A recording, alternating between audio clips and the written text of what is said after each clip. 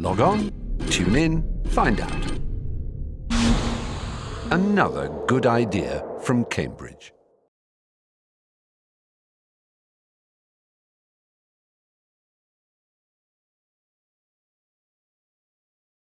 Great pleasure and privilege to have a chance to talk to Marilyn Strathern, who I've known for many years and has been a colleague and friend for many years.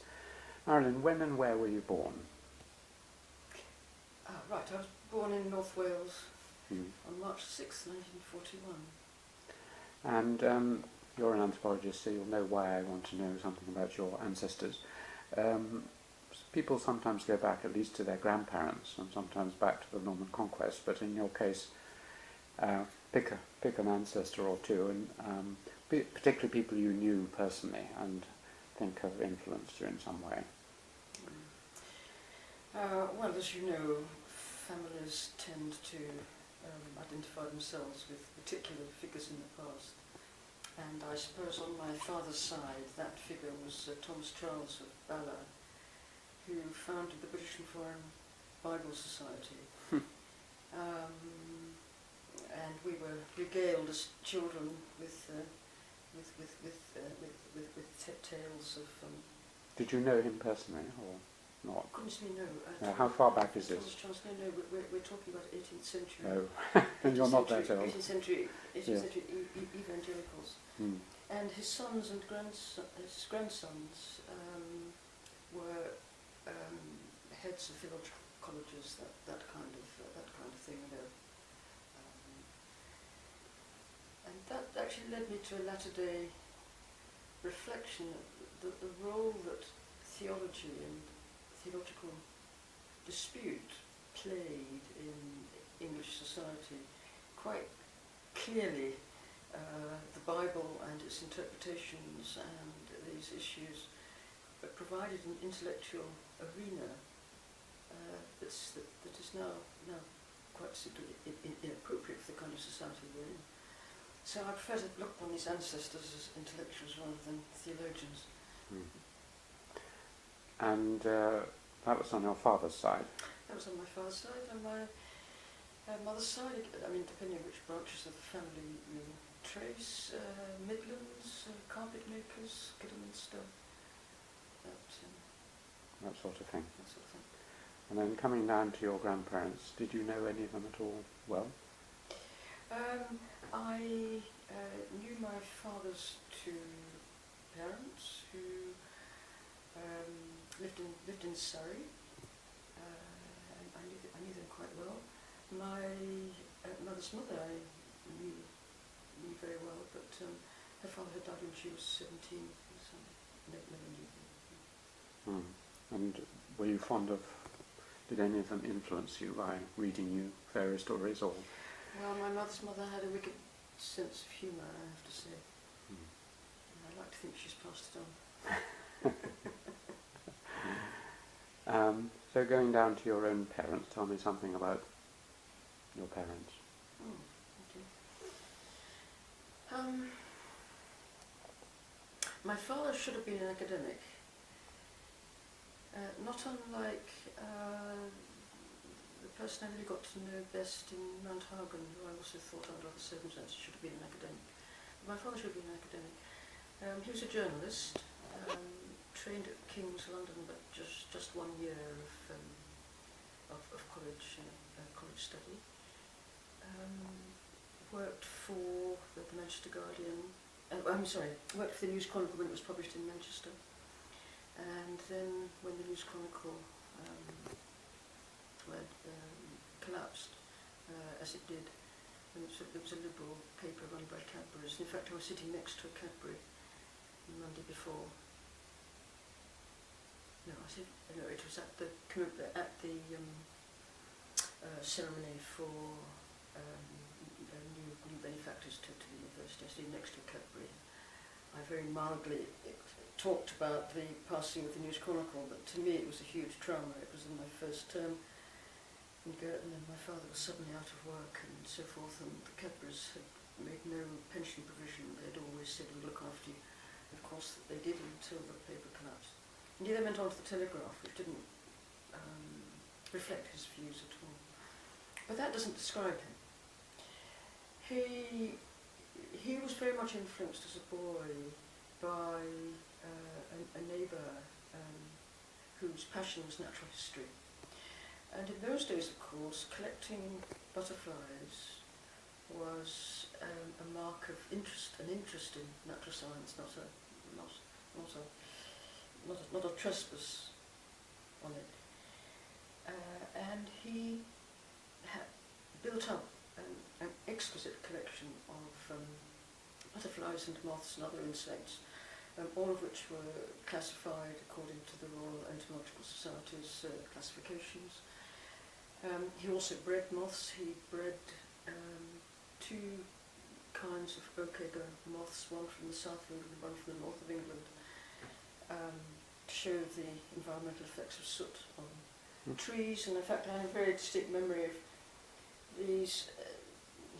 Before the days of flexible plastics, there were nonetheless a kind of cellulite material, and I remember these round cellulite columns sitting, filled with privet leaves, sitting in the bath with oak-egger caterpillars crawling all over. And in fact, we even had to take them away with us on holiday in order to keep these things fed.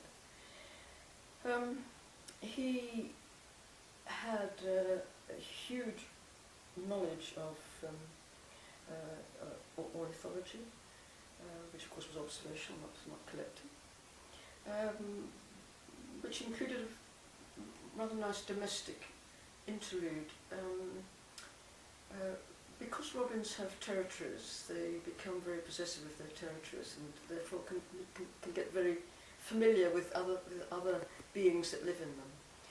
And for two or three summers, where I lived in Petswood, which is near Orpington, it was one of the railway lines that ran all night, so my father was able to get home late at night from his work. For two or three summers, my father trained robins to come and take from his fingers fishermen's maggots, and they're little short little worm. Well, they're maggots, they're not worms, maggots. And you'd hold them with fingers, or even you could even hold them in your mouth, and the robin would come and take them.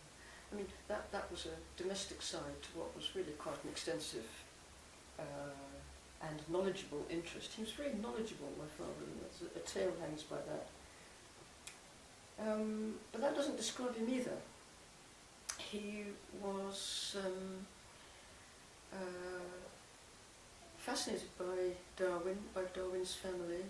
Erasmus Darwin as well as Charles built up a large compendium of literature, read in evolutionary, and I still have a number of his biology books, read in evolutionary theory, was expounding almost till the day he died. I think my mother said he was explaining Gould to her. Stephen Jay. And that it doesn't describe him either, because what he also did was he was a poetry reviewer for the Oxford Times, and I also have a large collection of slow volumes that really date from, well, through the 50s, 60s, even somewhere into the 70s, of particularly poetic works that he enjoyed reviewing. To round off the picture, though, you must imagine a rather diffident, quite shy, quite socially shy person, but quite definite in his opinions. And I found the combination of the definiteness of his opinions and his erudition, which was by no means wasn't thrust down our throats, but it was just there, implacable. I mean, implacably, he knew about the world. And I found it I found it quite difficult, and chose a subject to pursue during my teen years that actually had nothing to do with, which was archaeology. Petswood is in southern Britain. It was a Roman suburb. There are archaeological digs right across the country. My mother, equally formidable knowledge of natural history, in her case, wildflowers in particular. I mean, any walk, you know, we could wherever we went, we would be aware of what was around us. She read English at Girton, and then taught. Was broadly interested in all aspects of English literature, and from that branched out really into literature-related views of society, which was intermingled with a very early interest in women's issues. In fact, this was pre-Betty Friedan, and this was pre the second wave feminism. She would lecture to the WEA, Workers' Educational Association, on women and art, or women in literature, or women in painting. This was in the 1950s, before it was fashionable. She was a member of the Fawcett Society, was quite active politically. She once stood for the local council, I mean, not with any success because they were Labour and we lived in a Conservative ward. In fact, her political roots were really quite deep. Before she met my father, she had been to Russia to celebrate what was then celebratable, which was the dawn of a new society. And she sustained political interests in a way that my father would engage and go along with, but was never passionate about. She taught for a while. She taught first in boys' school. However, which was they were living up in Manchester then, which was fine when she was married. But when I came along, it was still difficult for women then to. I mean, there were some issues over women with children continuing in jobs. So she stopped teaching in one sense, but then she took it up in another sense. She gave classes at Maidstone Jail, for example, because they were living in Kent by then. She did correspondence courses with merchant seamen. And what I remember most vividly is she marked O-level English. And our summers were also marked, but quite apart from the Okeaga moths, by accompanying my mother, who would take the exam scripts down to the bottom of the road, because down to the bottom of the road where we lived, and across the road was a large National Trust wood. Wonderful, in fact, for us children to play in. And she would choose somewhere, this was when we were little, and she would choose somewhere nice and shady to mark her papers, and we would go off and do whatever we wanted to do. Or else she would take them into the garden. But her consistent marking, I do also remember that very vividly. Her interest in women's issues and politics and internationalism led her to be a member of various branches of what one could lump together as the international women's movement. She was also a great believer in the Commonwealth, and in fact I think she'd been very proud of me the other day when the Papua New Guinea High Commission asked me to represent Papua New Guinea at the celebration of the 60 years since the change of name from British Commonwealth to the Commonwealth of Nations. And I think she would have been quite pleased if I'd done that. She did something that I never did for my children, I'm afraid, and I wish I had done.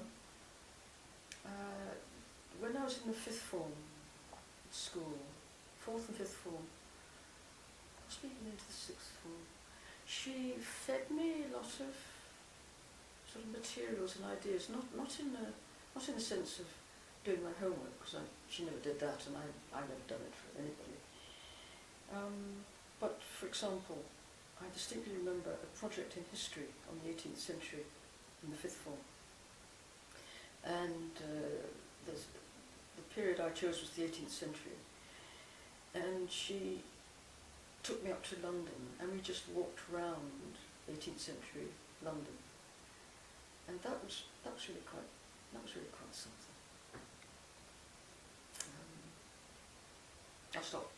Well, what was she like as a person? Because you were obviously slightly either in awe or distant from your father, and hid away in archaeological sites. She had to carry all the social life of the family. But she was a great friend. She died not so long ago, and I miss her a lot. You talked a lot about we. Did you have brothers or sisters? Sorry? You had brothers or sisters? 2 younger brothers, yes. Younger? Yes. Are they like you? Both of them retired well before I did. Do you remember your first school at all? Yes, Crofton Road Primary School. Absolutely. Any memories of that?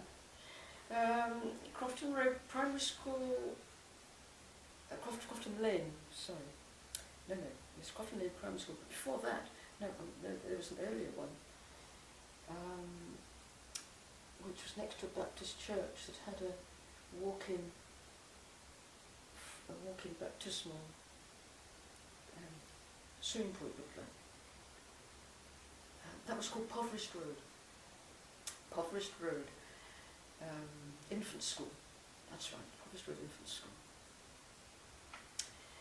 And from there I went to Crofton Lane Primary School. And from Crofton Lane Primary School to Bromley High School. That's right. What do you have any memories of those first 2 schools in particular? Any teacher or searing incident? I have one memory of my of a very early school. At least I think I'm locating it correctly. And a sports day. I think it must have been the last year I was there. A sports day. And I'm not a sports person, obviously, but this was clearly a gala day. And I remember I was wearing, I don't know why I was dressed up, but I was wearing something that I recollect as silky pyjamas. Now, what they actually were, sort of satiny. What they actually were, I don't know. And the memory I have is of walking along and looking back and admiring the shape of my calves. I thought I was the bee's knees. Were there any teachers you remember from that time, or what age are we talking about? From about 5 or 6 well, to... that's up to about 8, and then at about 8 I went to the primary, I suppose to the primary... To Bromley? No, to the primary Crofton Lane Primary School. And from there you were from 8 until... And 8 to 11, until 11 plus. So from 8 to 11 you probably had teachers who were beginning to influence you, or not? Yes, indeed. There was in particular, and that also occurred again in the high school.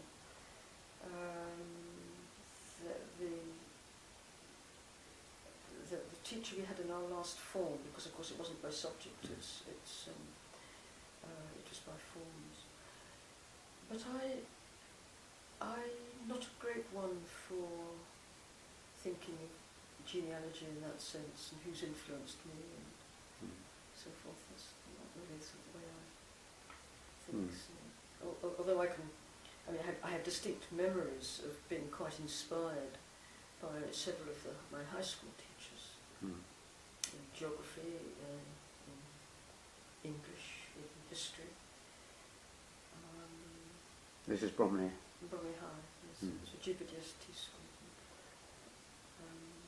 You were at that school from 11 from 11 to 18. 18. Well, not thinking genealogically then, in terms of subjects, what subjects were you beginning to get excited about between 11 and 18? Archaeology, obviously, but... Well, archaeology, of course, was at home. So, yes. That was a bit different. One of the things that my parents did when we were little, that is while I was still at primary school, was whenever we were on holidays, we would make beelines for historic buildings. So there's some very early drawings of mine of a Norman fort, a Norman keep, mound, for example. I could recognise different styles of church architecture. Became quite aware of historical things. So history has always played quite a part in what the way I learnt about fitting things together in terms of explaining the world and so forth. So that went on, and eventually that was one of my A-level subjects, and I always enjoyed that. English literature I took as a natural. Just assumed that was, and enjoyed it enormously, and still recall this ghastly moment in the examination room during O-level, when I had come to the exam really looking forward to, my head was crammed with things and everything from Chaucer onwards. I really knew my stuff, and turning over the paper and starting the questions, and just being so aware of the inadequacy of answering the exam questions as a sort of route into what I really knew about, the complexity and interrelations of what I knew about. And I got a terrible mark. Everybody's completely scandalised as to how I could get such a terrible mark, but I couldn't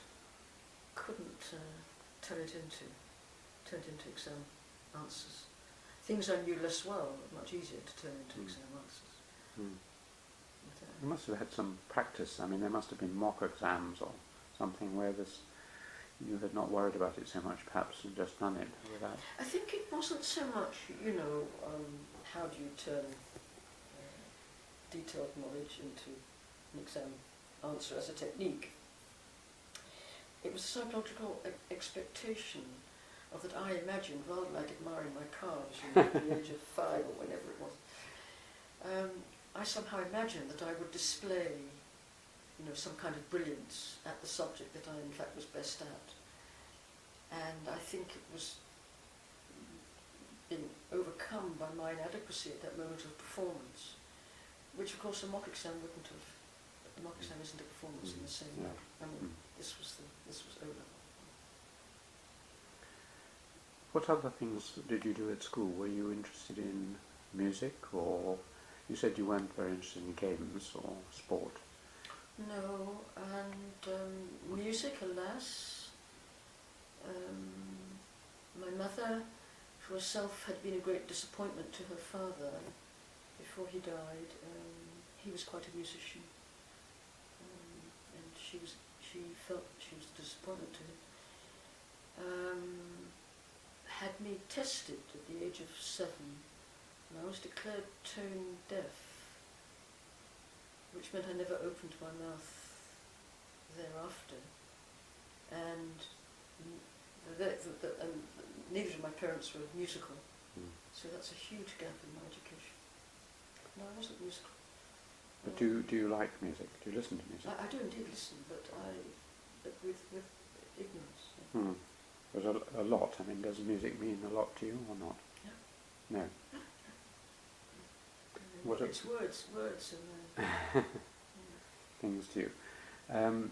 What about other activities like drama or local oh, yes, drama. politics? Or No, drama I loved.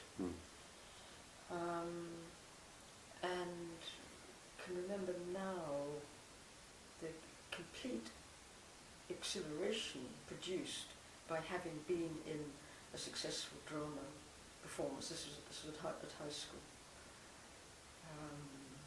And even on one occasion, I think I was just the stage manager or something. But that didn't, I wasn't a particularly good actor. Although I did play Queen Anne in a pageant. But the exhilaration of the organisation, the teamwork, being part of a project, that I remember. So I was quite active in that. Oh, well, I was the kind of person who would help edit the newsletter, those sorts of activities. Yeah. School, I mean, about the age 16, 17, many people are confirmed, and also it's the time when some people begin to question whatever faith their parents or friends have inculcated in them. Was this a time when you had any religious leanings or experiences? Oh, it all worked backwards for me, really, because although my parents had come from on both sides Baptist backgrounds, on both my mother's side and my father's side. In fact, I think that was something that quite brought the senior members of the family together. My father was an atheist, and my mother never quite brought herself to say that. She would say she was agnostic, although in later years found some comfort in Quaker circles, although she wasn't a believer. So I was brought up in an atheist family, and this of course gave me reverse problems. That's the problems of conformity. And the periods when I went off digging, we're talking about 13, 14, I would come home and gobble down the Sunday lunch that had been left for me, and then dash out to the congregational church. And I used to take myself to these religious... Oh, I should just say, we were nonetheless sent to Sunday school just as a routine practice, but that was not a religious thing. So I'd go to the congregational church, and must have gone for 18 months or 2 years, something like that.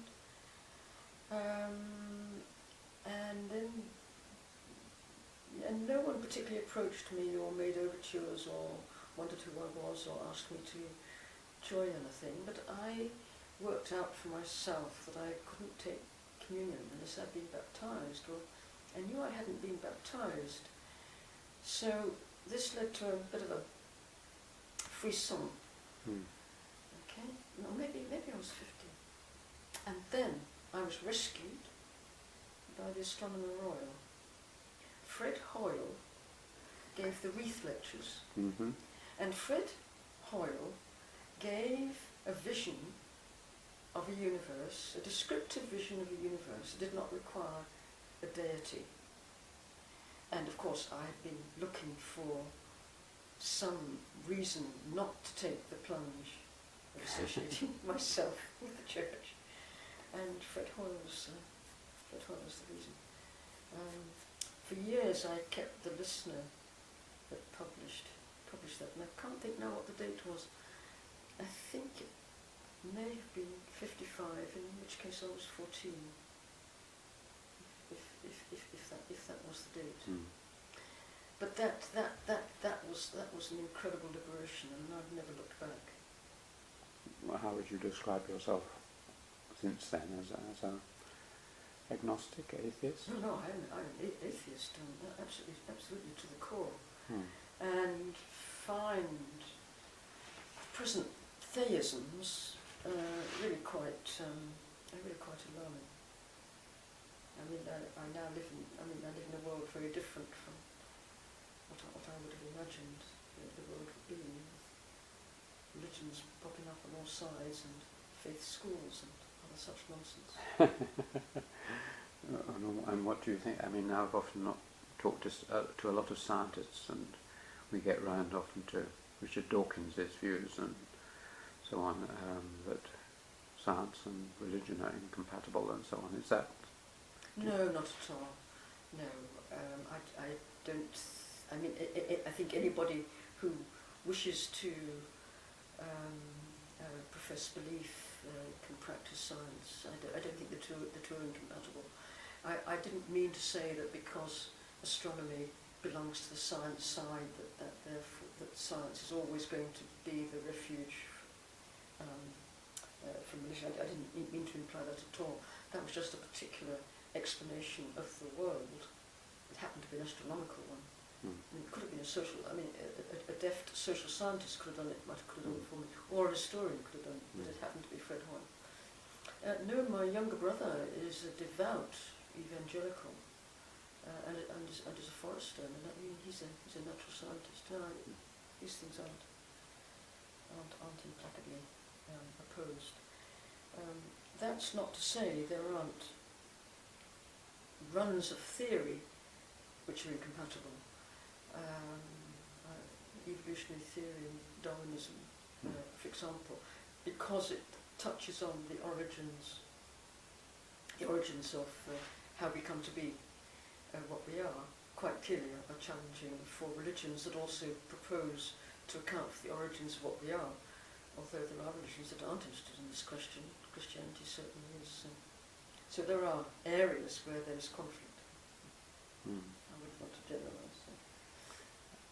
I mean, you would have noticed that quite a lot of the most interesting anthropologists have often been Catholic and sometimes often Jewish and so on, and sometimes puzzled me how they could both be anthropologists and Catholics at the same time, as it were. Has that ever struck you as odd, or do you think, like science, it's just different spheres?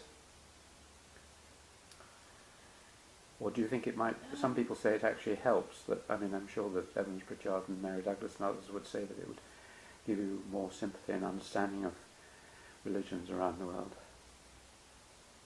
Well, supposing I turn that question around the other way and asked, what is it then that I substitute for religion that might have the same effect on my intellectual life? And I think I would say an interest and love of institutions. What institutions?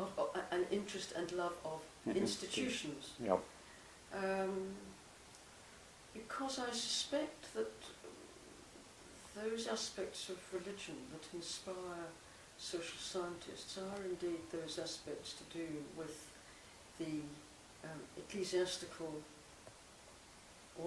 organisation of religious life, as it were, regardless of what belief systems are involved. And if you were to look for a counterpart to that in my own life, I would say that I've always liked being in context where there was organised life around me. I like being in hospital, for example. I find that very relaxing. It depends, of course, what one's in for, but I'm not frightened by the notion of institution as such. I enjoy departmental life from the organisational demands that it makes. I've obviously clearly been very much a college person and have enjoyed being in an institution at that point. So that's where I think in my own life I might echo where people with the religion might find some inspiration for being interested in how people arrange their social relations. Is this the same as ritual? Because a lot of, particularly the Jewish people I've interviewed, say that, of course, dogma and the intellectual side is unimportant in their lives. They are secular Jews, but the rituals give a pattern and meaning to their lives. Is that really what you're talking about, the patterning of life through symbolic elements of it, or is it the social relations of the institution that really appeal to you, being part of a team? I think it has to be both. And what is, or what I've found about the ritualisation, I suppose, particularly in college, but also elsewhere, or aspects of it. If my mind slides over to bureaucracy, it goes off on a different tangent. But if we keep to the benign rituals, like for example having a seminar at 5 o'clock on a Friday afternoon, then a particular pleasure I derive is the relationship one has to a convention, where one willingly follows the convention, but in such a way that in no way impinges on one's autonomy. In other words, it's a discipline. It's a willing submission to a convention for the pleasure of the convention. But at the same time, one is conscious of oneself very much. It's not that one disappears underneath the conventions, but on the contrary, one is an active participant. And I've always found, the relationship between person and office, which is what I discuss in this contribution to Cambridge Anthropology, a natural source of intellectual pleasure. I mean, something that I enjoy managing. I've interviewed a lot of heads of houses, and some of them rather ritualistic colleges like Trinity or John's or King's or whatever, and they have to preside quite a lot of Christian services, and most of them are atheists or agnostics. I ask them if there's any conflict, and they don't seem to find much. Now, you must have to do the same thing in Girton, presumably. I mean, you are in chapel services where you have to look as if you're half believing this. I feel very sorry for our chaplain, who is a great fellow and does a lot of good for the college, and I feel very sorry because I know he perceives that I've not joined in as far as the belief is concerned. Well, now, when I was at Bromley High, I would absolutely keep my mouth absolutely shut during assembly and would refuse to sing. And although I would do the physical genuflection, I mean, I can't quite remember what we did, whether we sat or knelt or whatever, I would keep my mouth utterly closed. That is, after this period of going to the Congregational Church. But coming in and on other occasions, funerals, I suppose, would be the most frequent occasion in which I would be in church. Funerals, in fact, are quite educative because it becomes very clear that as a participant in something that is important, you are actually participating with other people, and therefore it's for the sake of other people there that you join in the singing.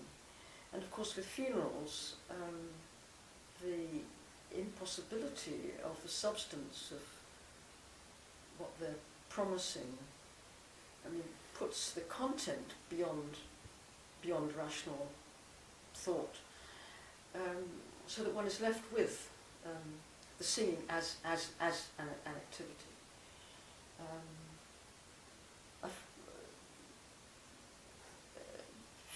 Funerals that minimise that kind of collective participation are very unsatisfactory. when it became clear that in college I would be in chapel quite a lot, although again I think I disappoint the chaplain. I'm not there as often as by no means as often as I could be. It seemed to me that for the sake of college, it was important just to play one's part, and I didn't sit there anguishing over the content of what is being said. So I have no need to for explicit resistance. It's just not relevant. Well, let's get on to university. Your mother had been at Girton, so was it natural that you applied to Cambridge and went to Girton? Was that? Well, of course, in those days you could apply to both Oxford and Cambridge, and in fact I got in at Somerville as well. And had I gone to Somerville, would have read history. But so I applied to both places. It wasn't that Girton Cambridge was the place, but of the colleges, Girton, Newnham and New Hall, that was the choice. Clearly, Girton was the obvious one, and I was terribly pleased that I got an exhibition, but I only got a place at Somerville, which made the decision for me. And you came to read Arcananthe. Why Arcananthe? Because of your archaeological... Because I had done a lot of digging and I was absolutely fascinated, and the thought of being able to continue at university for a year enchanted me, but I knew I never wanted to be an archaeologist. We had done the 18th century, I seem to have done a lot of, and we read Rousseau, in translation of course, and I became quite carried away with sort of notions of society and what a society was and how it didn't fit together. You don't really like the genealogical approach, but I want to know who taught you and who inspired or uninspired you when you were an undergraduate here. This must have been Meyer Fortis's day? Yes, it was indeed. Well, in Girton, Girton was looked after by Doris Wheatley. Who was quite an idiosyncratic person. And I was taught also by Audrey Richards. Tell me something about Audrey. By Esther Goody. Yes. Can you tell me something about any of those that you would like to? But I'd particularly like to hear about Audrey at some point, but because you work together closely, but also Meyer and Edmund and Esther, because these pen portraits get out of sync with the life. Tell me about Meyer, perhaps to start with. Was he a good teacher, a lecturer, or a colleague, or how would you describe him? Well, now in my mind, Meyer and Edmund are very much a pair, and this is what is bizarre, given their histories. But I think they're a pair precisely because what was exhilarating as a student at that time was having them dispute with each other, and that open dialogue, or the knowledge that they disagreed, but that both were interesting, really was. Yes, I would say it was. I would say it was inspirational.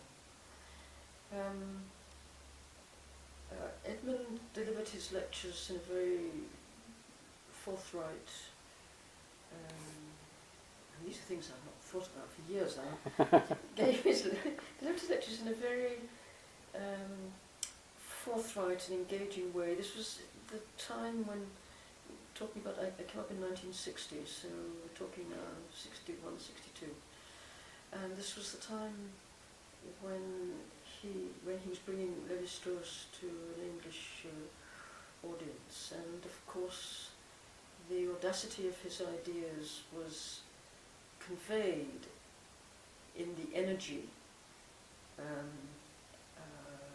with which he delivered things. Whereas Maya was a more removed,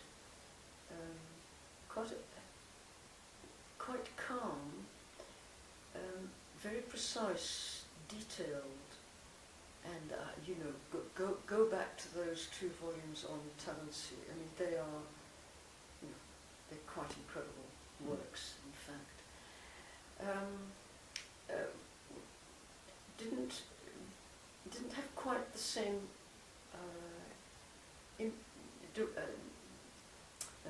the impact he has wasn't at all the same as Edmund's, but he managed to be a little bit patriarchal without being pompous. I remember him I was fond of him.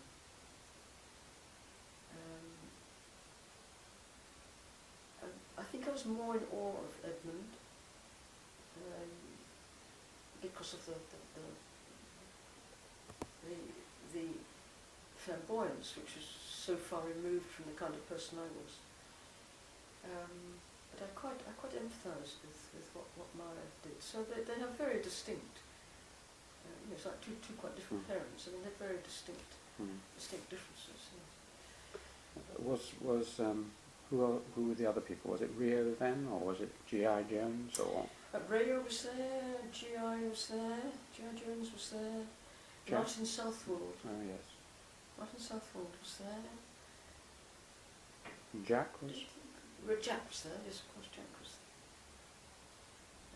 there. Was the people often describe this as a time when there were very few undergraduates, really, so that it was a much smaller department and people were much closer together, and so you would go off with the lecturers, or the younger ones anyway, to the bun shop. That's and right.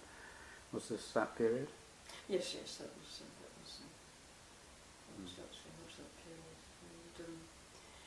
and particularly by the time one got to be a research student, it was quite a small band of research students.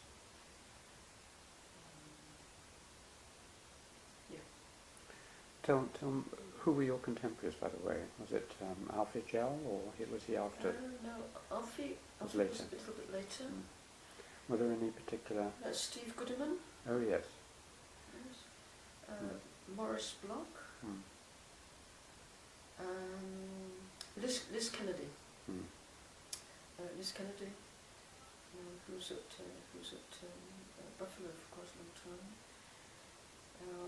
And Susan Drucker Brown, in fact, when he came back from the field. Benjamin, who was in Malaysia for years. That was others that And the other person you mentioned who was a teacher and then became a very close friend was Audrey Richards. Tell me about Audrey. He was a great anthropologist and a great person. I have to say that as a student I didn't appreciate Audrey. Her manner was dry and remote.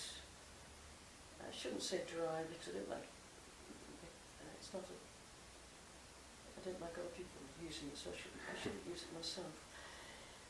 But I think by the stage that I knew her as a teacher, she was tired. She was at the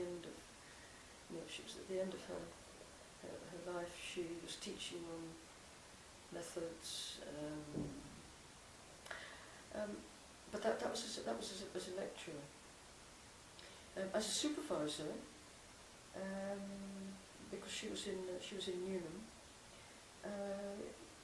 she was quite wonderful. Would read what I wrote quite carefully, make very interesting comments, and I really began to warm to her in a way that simply didn't come over in her public persona at that point in her life.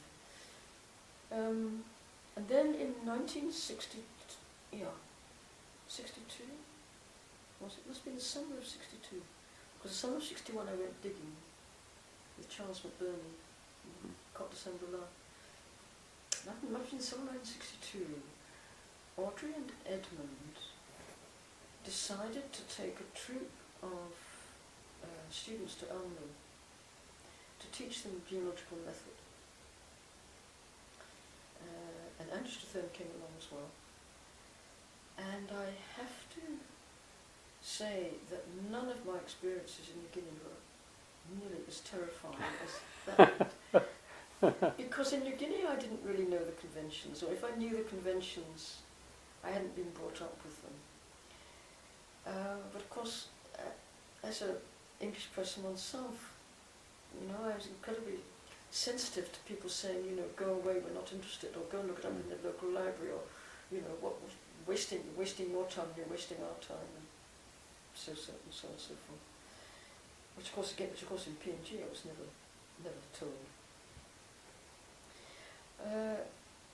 Anyway, it was with enormous kindness that she let us use her house and make her materials available, and that what in her lectures I had thought of as kind of remoteness or lack of interest or just being dull, quite clearly had another side, which was a degree of detachment. I mean, a positive side, which was a degree of detachment from what she was and where she was, which enabled her to include, she wasn't possessive, it enabled her to include other people in her project. Very different from Edmund, who got very fed up very quickly and removed himself from what she was doing. And that detachment then translated much later into her allowing me access to all the materials, what eventually came. I mean, I'd offered just to help her write up a chapter, because she said she was trying to write up this chapter, and I offered to help. But that turned in the end, of course, to my authoring the book on Amber. So there was this generosity to her that was really quite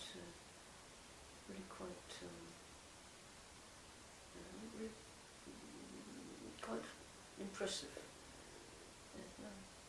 Of course, I became extremely fond of her. Okay, well, let's go on to, you finished, what did you get in your degree? Did you do well? Did you get a 2-1 or first? I got a 2-1. I was top of the 2-1s. And of course, bitterly, or had bitter thoughts about the external examiner. Let's not name any names. Well, But you did well enough to be given a grant or a scholarship to go on to do a PhD. Well, there weren't any grants and scholarships. The what was it called then? It was the precursor of the ESRC. Not the Colonial Research Council. ESRC wasn't in. SSRC. Was that it? The Social Science Research Council.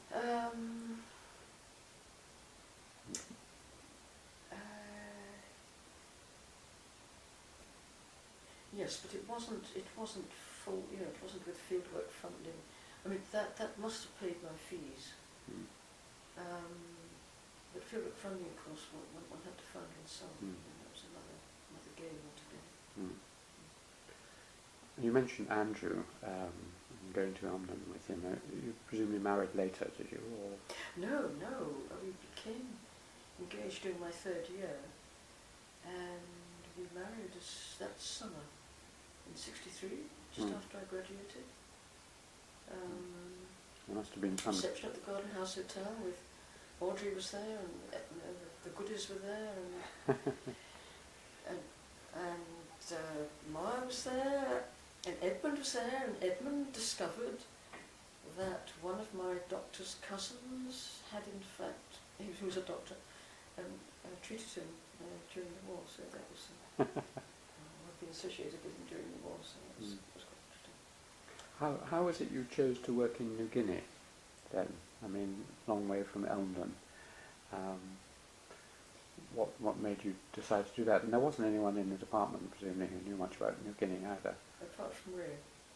Oh, Rio, yeah. But you weren't supervised by Rio, were you? No.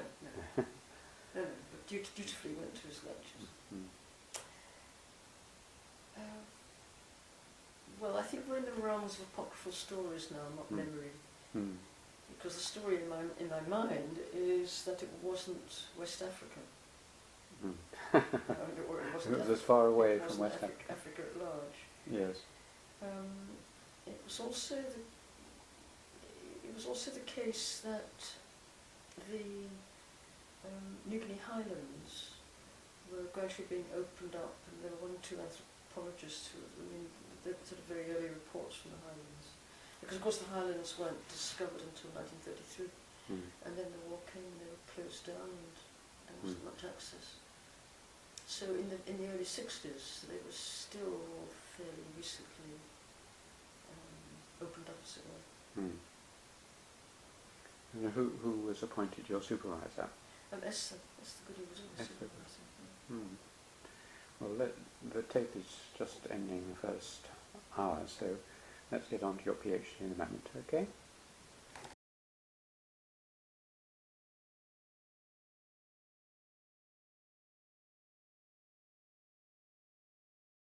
Supervisor was Esther Goody. That's right, yes. I thought you were trying to get away from West Africa. Good. That was a good point. Oh, but of course, in getting away, one can then be very happy to also to have connections.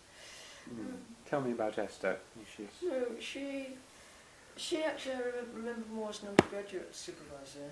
I used to go round to the house on Shelley Row.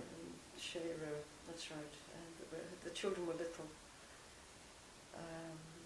And I remember supervisions there, and I still remember the first essay I wrote for her in my prelims year. And it was such a leap forward from what I'd been doing in part one.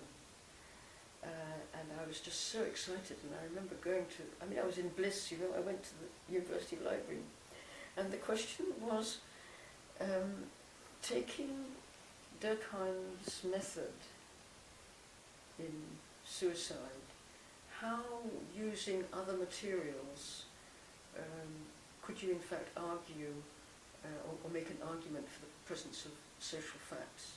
In other words, she was requiring one to think through different materials in order to actually focus on the method and procedure of inquiry. And I was just thrilled to bits with, and I never gave my students half as imaginative titles, I don't think. But she was a wonderful undergraduate supervisor.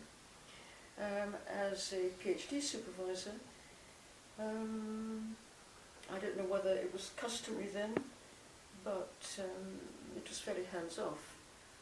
One was left very much to one's own devices, although she steered and guided as much as she wished, I'm sure. But I was also appointed a field supervisor, Paula Brown. Oh yes. Who was in Canberra at that point, ANU. And in fact she was field supervisor to both of us. And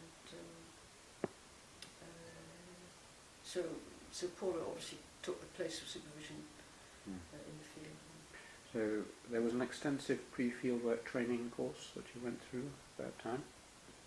I was married in July and we set sail in November or December? November? Yeah. So Andrew had waited that year, so he must have occupied himself in that pre-field year, but I recall that it was reading and preparations and personal preparations for Papua New Guinea. Nothing on methodology, really. No. And what was the subject of your research? I'm asking you questions to which I know some of the answers, but for the wider world, what were you setting out to investigate? Well, this was where the West African roots showed themselves, because Esther was interested in sibling order and the effects of sibling order on achievement, and being firstborn or secondborn or whatever.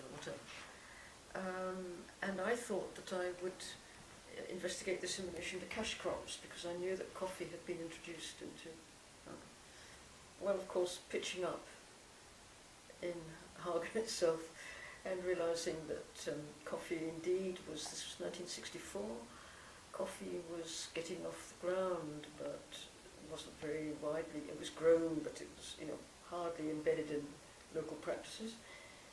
And sibling order was a non-starter. It was just not a way in which people thought about the, I mean, they could differentiate older and younger, but it wasn't an organisational principle. But that didn't matter. It was a good topic to get me there.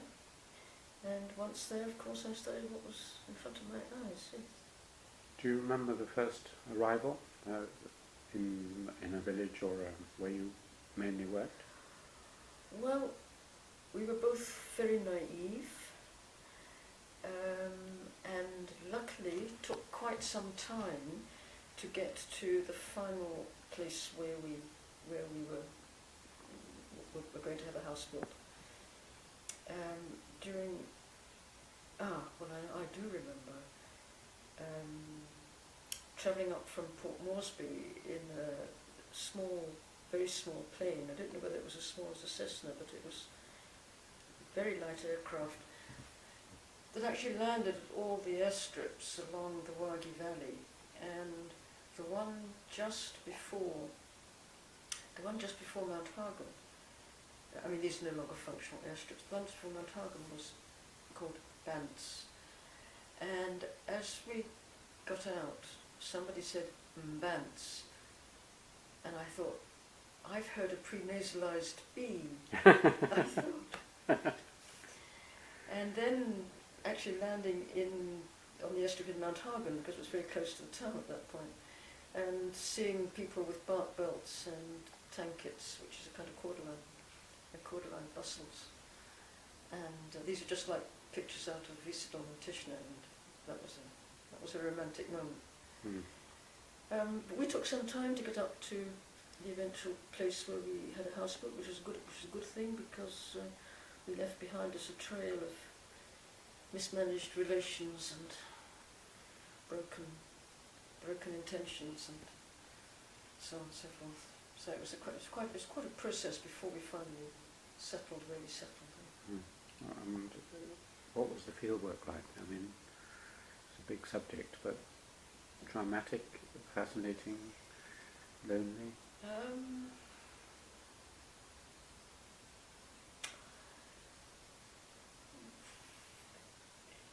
The place was spectacularly beautiful. You get up in the morning, and in fact we chose the place. We chose it because it was so beautiful, on a ridge, and there were two drainage systems. One valley on one side and one on the other. The hills, the tops of the hills and mountains were wooded. People planted fallow after their gardens anyway, so the area was quite wooded and quite steep. You were always going up or down. There was very little flat land, but it was beautiful, and that actually had an effect. I don't think I ever stopped feeling grateful that I was there. Managing relationships was fraught, tense-making. For a while I was by myself because we thought we had different PhDs to get from this work, and Andrew went off in one direction, I went off in another. I pitched a tent, well I didn't not pitch a tent, but had a house built much closer to Hagen town, a place called Kellower, and I was there by myself. That was quite lonely, for 2 or 3 months, and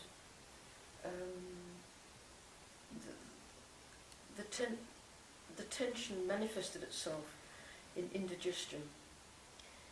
And after the evening meal, which and perhaps that was a fault, I would allow myself the period of the evening meal, about an hour, to sort of withdraw and have a bit of time to myself. but it would invariably end with me lying on my camp bed on my stomach to try and get rid of indigestion. What were you So- eating? Yeah, maybe that didn't help. Maybe you weren't eating some indigestible substance, No, cassava no, or I don't think so. No, it was because I was tensed up. tense, and actually removing myself probably increased the tension rather than reduced it. But at any event, at the original field site, which is a place called Bourg, we had a sort of open kitchen, and people would, we put money into the cash economy by buying food, and we always had more food than we could eat, so we had a sort of open kitchen for people who came and sort of ate with us and so forth. I loved walking, and I loved setting off to see people, but of course people don't live in villages. Everybody has their own homestead, so the chances are you would pitch up at somebody's house and they wouldn't be there either. I mean, they'd gone off and visited somewhere, so it's quite frustrating in some ways. But managing the demands that were made was quite difficult. But no, I loved it. And what came out of it? I mean, if you'd like to give a simple précis of perhaps one of your very quickly. One of the things that was going on very publicly, this was 65, were local courts, dispute settlement arenas.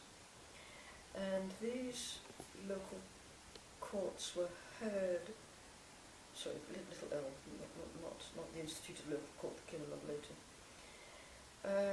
These sessions were held by people who called themselves either council, after councillor, or committee, which was a name they obviously borrowed from committee, but labelled a person committee. And these happened with great frequency, would attract a small sort of public sitting around, and many of them involved women. And many times women were being accused, usually in some form of disloyalty, running away, wanting a divorce, and so forth. It was a very persistent phenomenon. So I gradually began to build up the idea of a research thesis based on the instance of divorce in relation to dissent groups, solidarity. Now, this, you may remember, was Gluckman and the Zulu, and this was straight 1960s Cambridge social anthropology with union dissent groups and the fragility or otherwise of conjugal relations. And Esther obviously thought that was a good idea. So I set about trying to put things on a statistical basis. So I did a complete, not trusting my ability to sample, I did a complete count of marriages according to people's life histories within the set of clans that we were most closely associated with, and recorded marriages and deaths and widowhood, obviously remarriages, had to make a decision as to what was and wasn't a marriage, of course. I mean, that comes prior. And had with me John Barnes's formula for working out divorce rates, and also had with me an early piece by Richard Salisbury, by Bulmer, I think, and by Murray Ray, who all worked in the Highlands, and had some sense of the marriage rates in other societies, and assumed that my thesis was going to be about the high rate of divorce as against the strength of the unilateral dissent group. It took me a couple of months to complete this survey, which of course was very interesting because one learns an awful lot of other things as well, and then to compute it and then to try to use Barnes's different types of divorce rates to work out some kind of something on which I could make a statement. Very pleased that I was doing a little bit of statistics because I had wept over the counting machines in statistics in part 2. I wept, I mean wet tears dropped on these counting machines. You know. And when I did, the results were completely uninteresting. I mean, just not interesting. Then I suddenly realised the phenomenon I had been observing. I had not been observing a high divorce rate, or indeed particular anxiety about divorce. I had been observing what I later learned to call gender ideology. I had been observing the fact that women, going from one clan to another in marriage, of course, have to be blamed for what goes wrong between the clans. I mean, it's a structural dynamic, if you like. And that was the beginnings of my interest in gender relations, although of course it wasn't called gender then. One had to talk in terms of sex roles, or relations between the sexes. Women in Between published in, I mean I've said this elsewhere, I don't need to repeat it. Women in Between published in 1972, it doesn't have the word gender in it. I first came across that term, actually the year before, I think it was 71 or 72, in a book by Anne Oakley. But that's what it was. I mean, that was the start of my interest in male-female relations. What became gender issues. What was the core of the argument of women in between, or? Women in Between was really an assessment rather than an argument. An assessment of how one might think about including women in a description of social life. When you were dealing with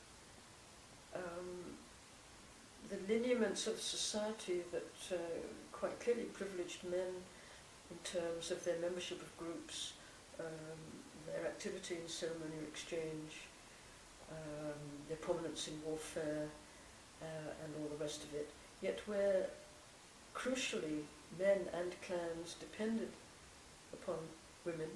I mean, men even depended on women for display, and one of the great problems I think men had is that in their displays and all their finery, who were they displaying to? They were displaying to women who weren't worthy of the display, and there were all kinds of dynamics like that.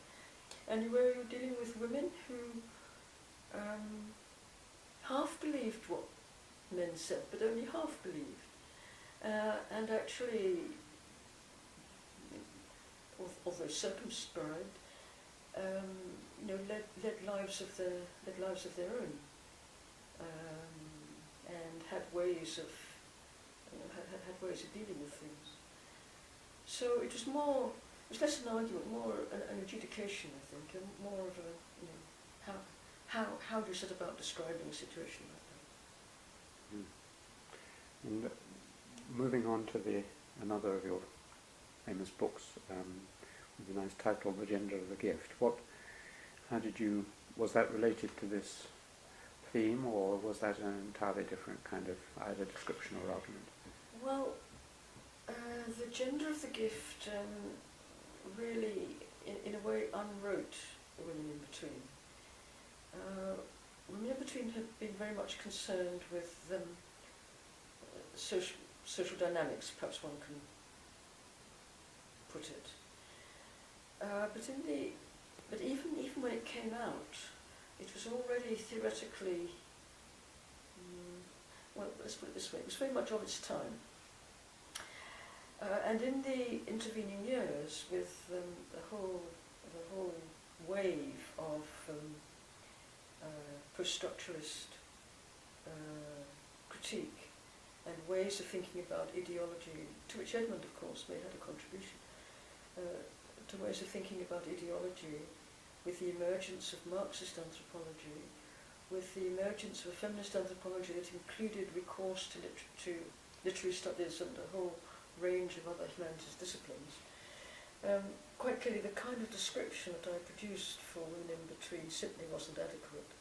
And The Gender of the Gift was an attempt to rewrite the basis upon which I had produced Women in Between.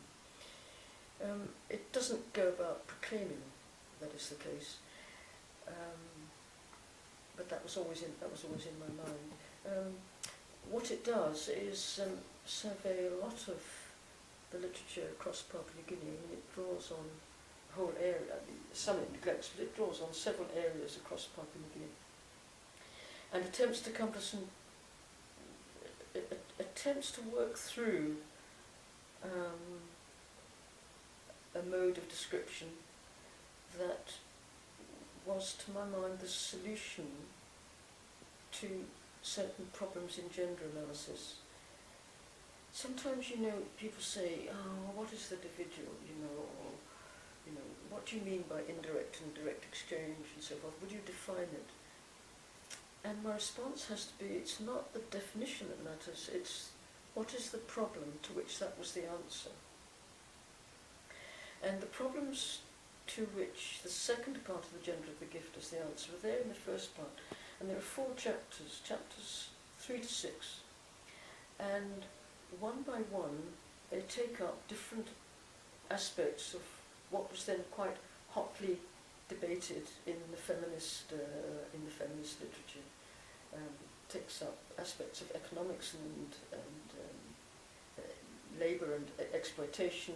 It takes up public and domestic domains and prominence in politics. It takes up ritual, so forth. And I worked through what for other Papua New Guinea societies had to up to that point. We're talking about 1984 was when I began that book. What up to 1984, 85, had to that point been the outcome of feminist-inflected attention to New Guinea materials. And each one of these results in an impasse. I mean, you get so far and you can't get any further, and there are problems. So I then bundle all those problems up, and I say, it's to do with the way people are thinking about gender and gender identity. And I found a term for it, which was that they're treating gender as a possession, as something that people have or don't have, or whatever. No, everybody has gender, but depending which one. And that seemed to me typical of a particular way of dividing up the world and thinking about the world that I thought could be solved by suggesting, if that's commodity logic, then let me use gift logic to think about the Melanesian. Now, I've been tripped up so many times on having used this antonym, but the terms really are irrelevant. The point is it released me. It enabled me to put all those arguments. Those arguments had done their work. They brought me up to a certain point, but they'd done their work. And it enabled me to then go on and develop a schema for thinking about Melanesian societies and their theories of social action and so forth. So that's what that book's about. You mentioned the term individual, and as someone who's worked on individualism, I'd be very curious to know what you mean by it and how it impinges on the concept that the West have individuals, and how that is different from what you found in PNG. Yeah. The circumstances under which people individuate themselves or individuate elements in the world around them have to be contrived. One of the things that clans do as groups is insist on their individuality through putting on spectacles, through dancing, claiming identity and so forth. So it's not the case that there are no individuals. On the contrary, individuation is an aspect of what they're doing, but it's not taken for granted. Whereas I think in the world you and I know best, we take the individuality of items as the sort of, and of persons, as sort of grounding nature, and all our efforts are to think about the relations between them. So we're constantly talking about relations between entities, whether we're building political structures or writing an essay or whatever it is we do. Because the entities are somehow in their individuating aspect prior. Well, it seemed to me it was in the Melanesian material, and here I was quite guided by the invention of culture, Roy Wagner's work. It seemed to me it was very much the other way around, that individuation was an achievement. So the big man, the individual big man was absolutely the achiever, which was what big manship was about. And that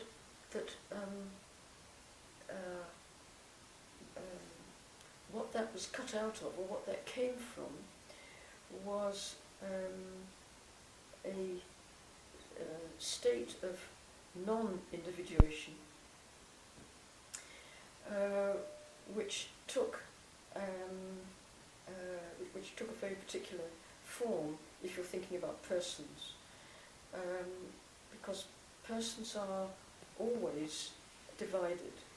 They are divided by their substance, by their physical, in their bodies. They're divided by their loyalties and so forth, between their mother's side and their father's side. And although these have unequal weight in social organisation, in terms of the way persons imagine themselves, they are forever divided, and that division is constantly repeated.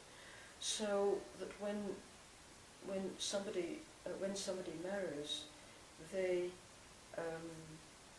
as it were, have to dispense. I mean, if you're talking from a man's point of view, when a man marries, he dispenses with the feminine side of himself that he was born with, in order to meet his wife and create another dualism, if you like.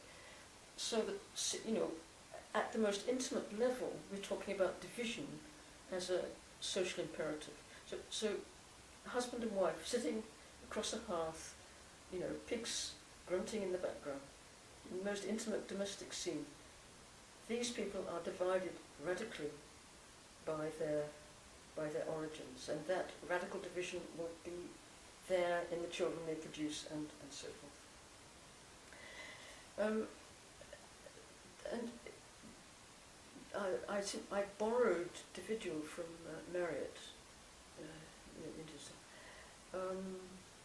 simply as a way of talking about how people are imagined as always composed of distinct entities. That was Fascinating. You've written quite a lot of books. Do you enjoy writing, and how do you write? Well, I was going to, before you began your questions, because I thought this encounter might be very different from what it has so nicely been. I thought I was going to actually preface my remarks by saying I've had several interviews recently and have come to the realization that actually talking is a completely different activity from writing, and that when I'm asked to talk about what I write, I fail. I fail over and over again. Now, some people can do it, some people can't. A bit like when I had my portrait painted at Girton, the painter, Daphne Todd, lovely person, painted by colour, used a very tiny paintbrush, hardly drew an outline, but simply simply observed the colour, simply observed colours in relation to one another, and gradually crept over the whole canvas like this. And I said brightly to her, "Oh, that's just like writing," I said, the words, little words, but they all matter, and they all take their colour from one another. And she would have none of it, and she said, "That's just academic. It's just that academic balderdash. I mean, that's just nonsense. I paint what I see," she said. Now, that was somebody who couldn't put in words what they painted, whereas other people can. We had another artist. We had a collection in Girton for people's portraits, and we had another artist come and expound his portrait, and he was most eloquent. So some people can. Well, in the same relation to painting, writing is such an important activity of mine, and has such a distinct part in my life. I cannot actually represent what I write just in terms of talking. It doesn't work. And by coming to that realisation after having done some terrible interviews, and it's partly to cheer me up, of course, but I actually think talking and writing are quite distinct genres. But just on the practical side, I mean, do you write on a computer? Do you write by hand? Do you find your best ideas come when you're writing, or when you go off for a break and have a walk away from your writing? That sort of thing. Of course, I began like everybody else writing longhand, and then using a mechanical typewriter, and then getting onto a computer. And that's actually relevant, because for many years the typing would come as a kind of, at a point where the writing was already quite well developed. So it was always a polishing activity, and had the pleasure of sub-editing, the pleasure of that polishing. And that somehow is retained even when I don't no longer do those pre-typing stages. Somehow it still carries the sense that I'm doing something that's nearer to completion than writing. What I usually do is, well, no, I'll start in another place. Very often, before I write something, I fall into a sort of depression. I feel I've got nothing to say, or everything's been said, or I'm stupid, or I can't think what to say. And this actually was a real crisis at the time of writing my inaugural lecture. I remember that was in October, and I remember the August that I'd given myself to write it, and halfway through August it was just in complete despair because I couldn't think of anything. And that, I mean, it can be a day or two, but it can also be much longer. It also can be a much longer period. And the writing then becomes a process of lifting myself out of that period, out of that moment. So it actually has quite an emotional effect, and I can't fake it, Alan.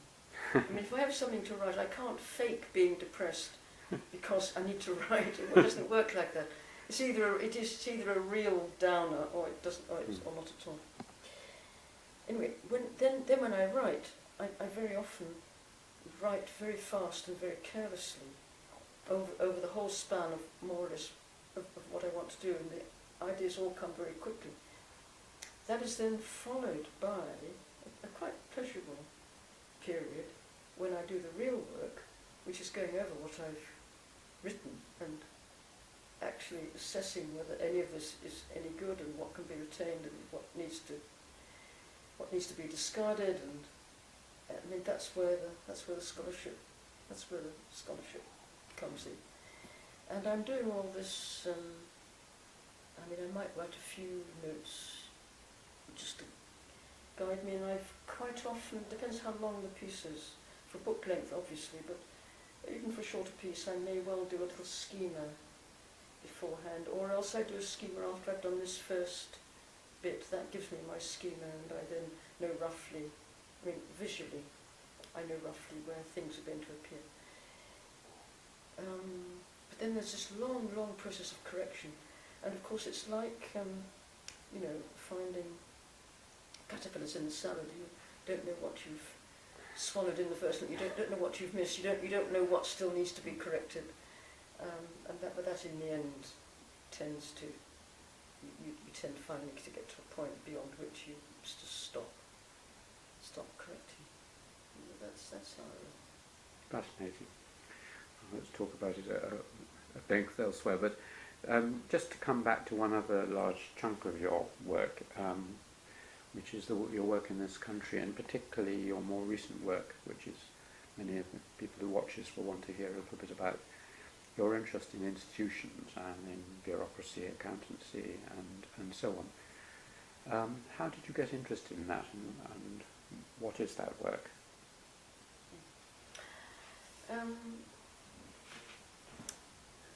That really began at Manchester, when I was head of department, and I went in 1995, and then 1996 was the first of the really big RAEs. And 1986, sorry, 85, 86. And 86, the first of the big research assessment exercises.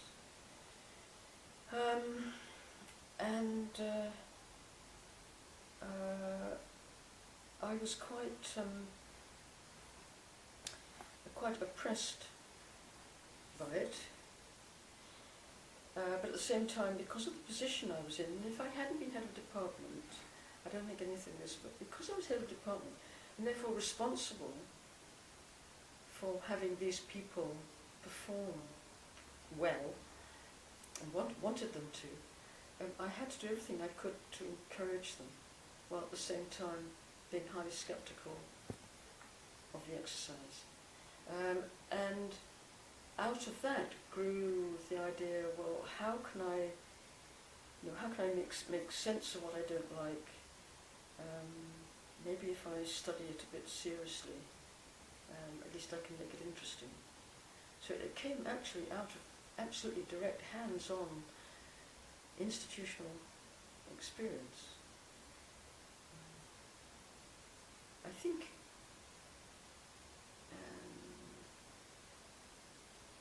I think that also meant that I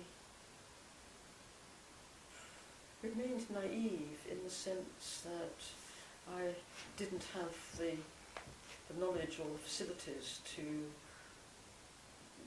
put things into a historical or political perspective as people from other disciplines might have, and I was always driven by a sense that criticism was what this year. And I think that's a bit naive.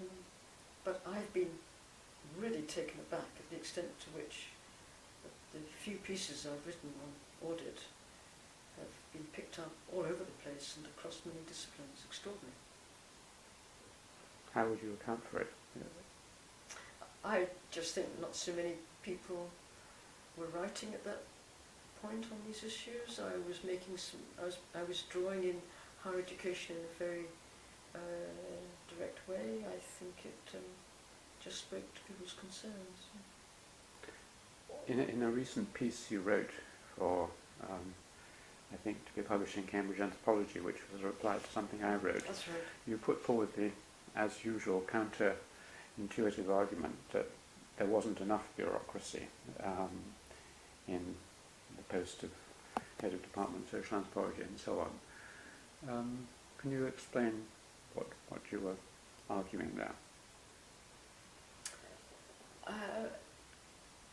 I was following a particular writer who laments the demise of old style civil service and of the notion of a bureaucracy as a service order within government distinct from politics. And what is being lamented is the personalisation of administrators, the extent to which civil servants these days are meant to have ownership of their projects, are supposed to be very much personally involved and so forth. So that what is regretted is not bureaucracy per se, but this very particular form of understanding in the civil service, that there were procedures and principles that, as it were, saved one from the effects of too much personal investment in what was going on. That is, but one of the things I do mention there is that some of the functions of that old style bureaucracy you find not these days in bureaucrats, but in some of the techniques they surround themselves with. So one of our problems in the current era, when we feel oppressed by what we might call bureaucracy, is not so much the activities of individuals, but it is the kinds of programs that are set up that we have to conform to. So, for example, the head of department has constant sort of pro forma things to be filled in, where only certain answers to questions will do, because otherwise the machine just throws them out or whatever. And I think this is a new. Well, one shouldn't be evaluative about it, I'm sure, but it's certainly a new way of dealing with process and procedure. Let's turn to a more cheerful subject. You mentioned the painting of you, and I know that although music doesn't seem to be very important to you, you did write a book about body art in New Guinea, and so obviously aesthetic things and painting has meant a lot to you. No, indeed. My mother would take me round art galleries. Yes, no, I got some training in. But how do you come to write the book on New Guinea, body painting and art? Was that a side issue when you were doing your PhD? That was a joint book, of course. The first and last. It was quite difficult jointly. Peter Ucko, University College. Yes. Was starting up a series on art. James Ferris wrote on Nuba, for example. And basically commissioned us to do it. And I actually, in 1967, undertook some fieldwork dedicated to photographing aspects of people's decorations.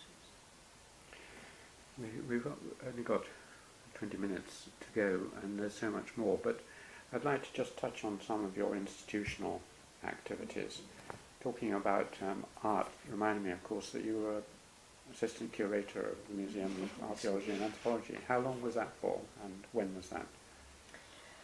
Well, I mean, this is a sign of how things were. I received a letter while still in the field, saying, this was Geoffrey Bushnell saying, when I returned. I'm not sure who the letter was from. It was from Maya. Would I be interested in the post of assistant curator? So I said yes.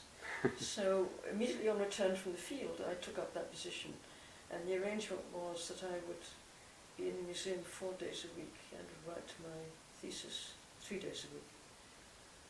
And that was very good training. I mean, I only have had 3 days a week to write, so it meant I used those 3 days. Do you enjoy being curator? I did.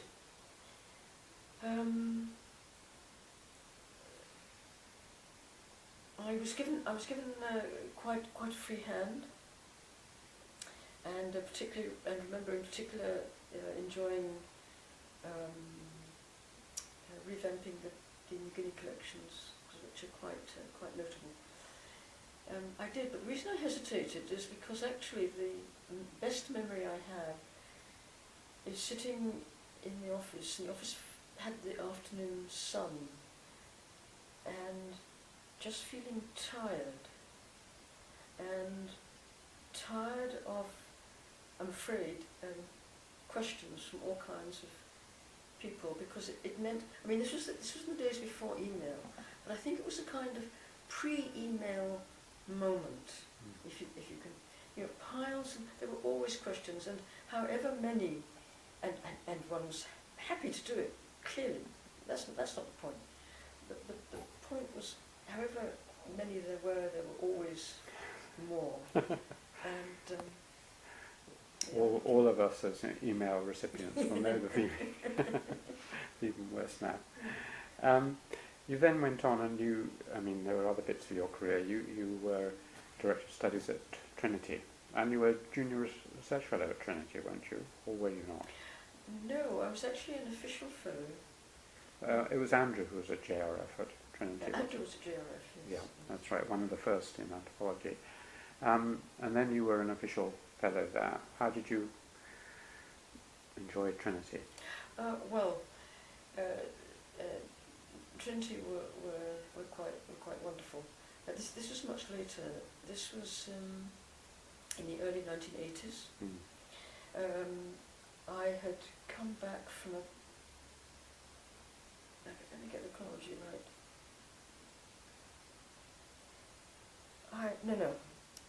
I'd been at Girton. I was a bi-fellow and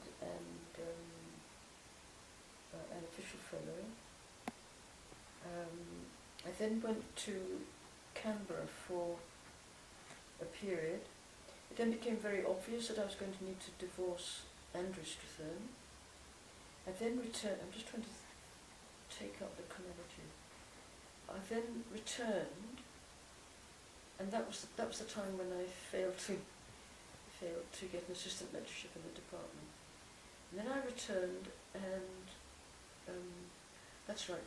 Trinity made me an official fellow, but then Manchester asked if I'd be interested in going to Manchester as head of department. My first departmental job. And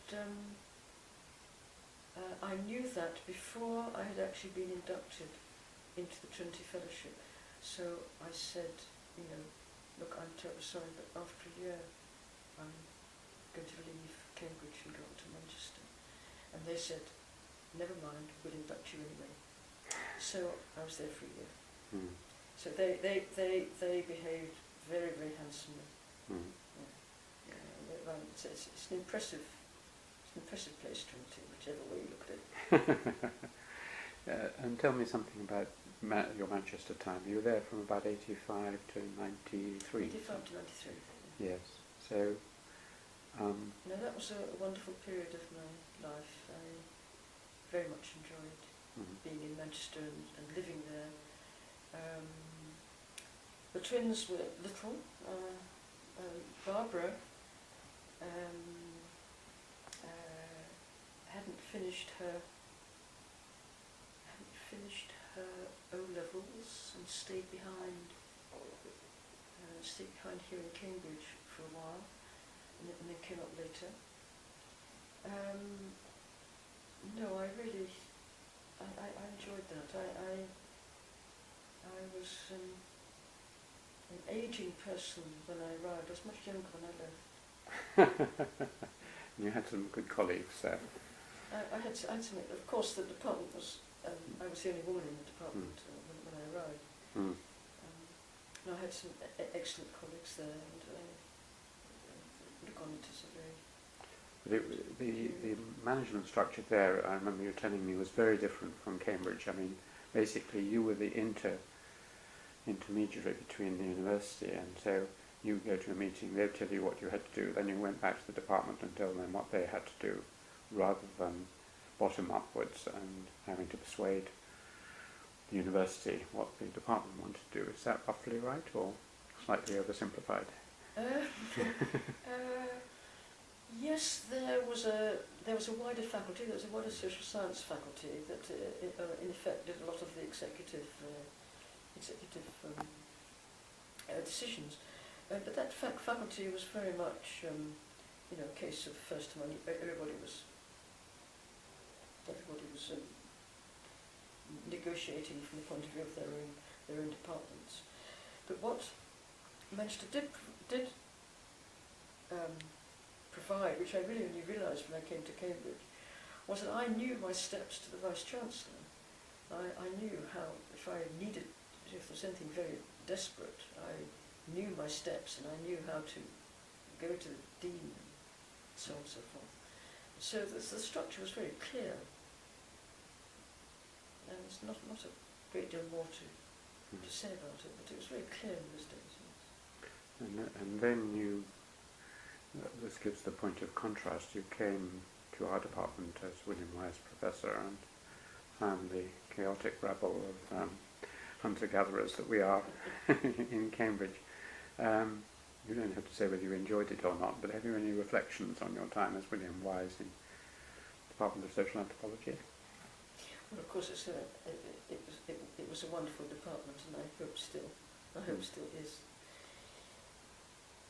It took me 4 years before I stopped saying, I don't know my way around this university. And I'd been an undergraduate, I'd been a research student, I'd been here in my middle years as college by-fellow and then official fellow. But coming back, William Wise, and of course head of department, because I committed myself to 5 years, as you know. It took me a long time to feel comfortable again, and I think that's because the university is running at,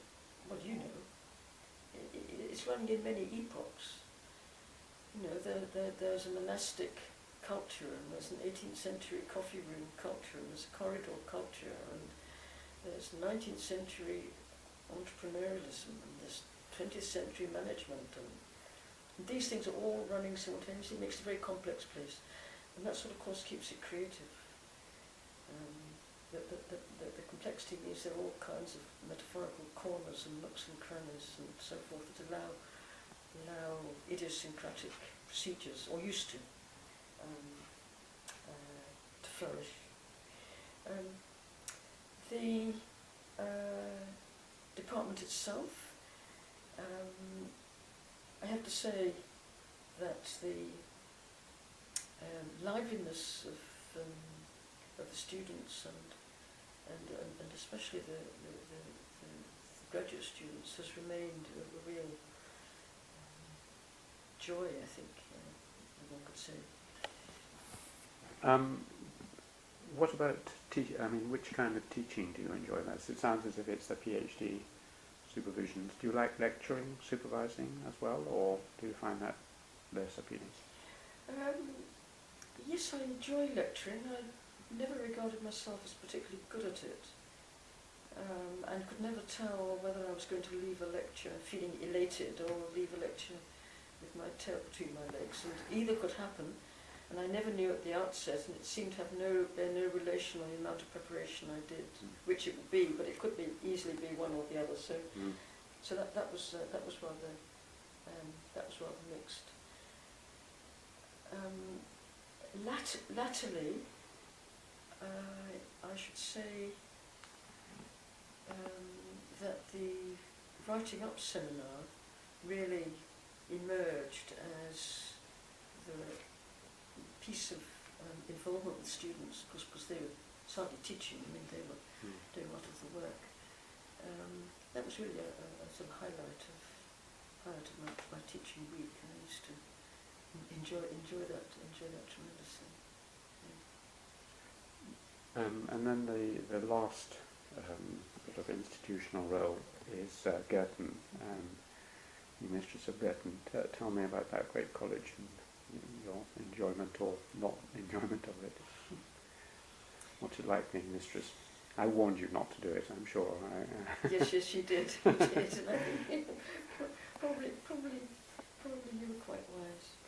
But has it been good and interesting? And well, I enjoy very much being part of a complicated institution, and just as it were, witnessing the way different parts of what is going on sort of work together, or indeed don't work together. There's an incredible team of people there in the form of the bursar and the senior tutor and the secretary to council and so forth, who do a lot of the day-to-day administration. I, of course, was only ever the part-time head of house, which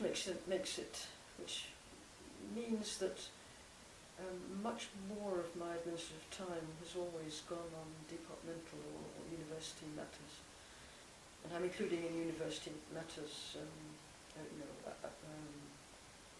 requests from other universities as well. Within college,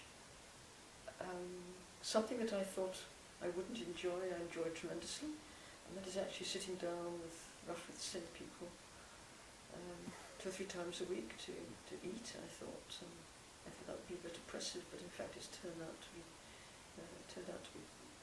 quite delightful. The college has a very good spirit about it. There are no. I mean, I always knew. I mean, I knew right from the outset in Manchester. The one thing you need to prevent is a cleavage. You can have any number of prima donnas, you can have any number of alliances and whatever, but as long as the alliances keep on, and this is good old anthropology, as long as the alliances keep on cross-cutting with one another, and that different issues engage different constellations of interests, everything's fine. As soon as you have a cleavage in a department, a crevasse, then every issue falls into the crevasse, and things just get very bad. So I absolutely knew at Manchester that the one thing to prevent was a cleavage, and I hoped while I was head of department here in Cambridge that was also the case. But I mean that was worked at. I mean, not just by happenstance. And I think it is really true of Girton that although from time to time the fellows divide themselves, and although they have to always overcome the sort of art-science divide simply because of the different kinds of demands made on people by the university, I think I can fairly say there are no divisions that split the community. So people work together very well, and as soon as and if people work together well, you can do anything. With goodwill. I mean, you can. I mean, whether people are critical or supportive of what you want to do, there's a way of working through issues. So just keeping caretaking, keeping things going. Like household management is actually very important. It's, these are little words for a task that is actually quite important. I have so many more questions, but is there anything that you would really like me to ask you? Otherwise I'll ask you my last questions. Go on, you ask me your last question. Well, one is, obviously, both you and I are just approaching our retirement. So I was going to ask you what you were planning to do. I know that you're planning not to plan to do anything particular, but is there anything you'd like to say about what you hope to do in the way of... No, I still have till September. to work. I have various invitations and commitments ahead of me. But I've been saying, in answer to that question that people ask me quite often, I do an answer that's extremely unsatisfactory, which is that want to go back over what I've been doing these last few years, because although I've carried on writing, I've not done any thinking, certainly not in my view. And I'd really like to go back at what I've been doing and think what is there worth taking forward or not. So that's a very low-key aspiration, but that'll do for the moment. And you carried out the injunction of Ray Bradbury: write first, think later. You've been writing first and thinking later. Well, I've got time just for one last little question, which is, in an article about Cambridge in a big book that came out recently, you used the phrase which the Vice-Chancellor likes, which is that Cambridge embodies the genius of scale. That's right. What did you mean by that? Yes, I'm delighted at the way that it's been picked up, and what does it mean? That everything is a kind of fractal idea, that things are... no, I simply mean that the university can go on growing larger while conserving small-scale associations in the colleges. But for as long as the colleges are the size they are sort of now, as it were, you add another college, you don't enlarge the colleges.